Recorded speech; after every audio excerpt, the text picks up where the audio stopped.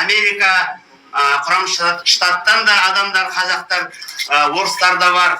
Сондықтан біз орысша жүргізсек айып етпеңіз. Менің есімім Айболат Успанов. Друзья дорогие, поздравляю вас с наступившим Новым годом. И вот на такой высокой ноте мы начинаем сегодняшнее мероприятие, так называемая презентация о самом насущном.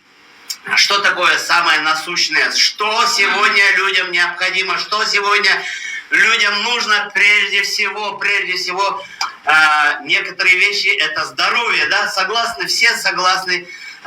От здоровья никто не откажется. И как сохранить здоровье, и как быть здоровым, счастливым, молодым, вы сегодня узнаете в первую очередь.